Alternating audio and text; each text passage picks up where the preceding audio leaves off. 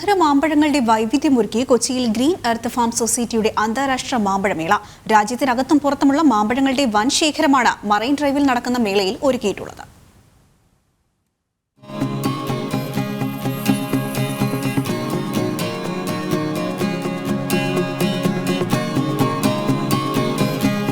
Green earth ഫാമിൻ്റെ 10ാമത്തെ മാമ്പഴോത്സവമാണ് ഇവിടെ നമ്മൾ സംഘടിപ്പിച്ചിരിക്കുന്നത്. അതായത് കഴിഞ്ഞ വർഷങ്ങളിലൊക്കെ നല്ല രീതിയിലുള്ള ജനപങ്കാളിത്തവും സപ്പോർട്ടും കിട്ടിയതുകൊണ്ട് ഞങ്ങൾക്ക് ഓരോ വർഷവും ഈ പ്രോഗ്രാം നടത്താനായിട്ട് വളരെ ആവേശകരമായിട്ടുള്ളൊരിത് നമുക്ക് കിട്ടുന്നുണ്ട്.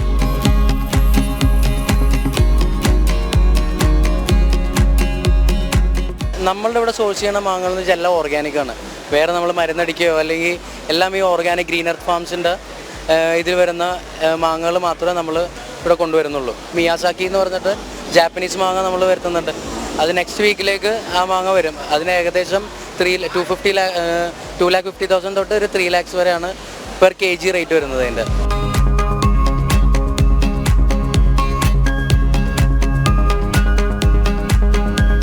ഇവിടെ ഉള്ളത് ഇമാപ്പസന്ത് ഉണ്ട്, കാലാപ്പാടി ഉണ്ട്, ബങ്കരംപള്ളി ഉണ്ട്, ചന്ദ്രക്കാരനുണ്ട്, മല്ലികയുണ്ട്, തത്തച്ചുണ്ടനുണ്ട്, വാഴപ്പൂവനുണ്ട്, കർപ്പൂരമുണ്ട്, സിന്ദൂരം 2-3 ടൈപ്പ് ഉണ്ട്, പിന്നെ ബേനിഷയുണ്ട്, ശാന്തി മൽഗോവയുണ്ട്, എല്ലാ ഐറ്റംസും ഉണ്ട്.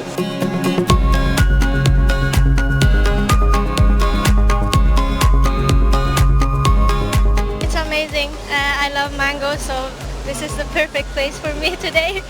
Yes, first time in India. We just walked by and saw that it was a festival, and we just came in spontaneously.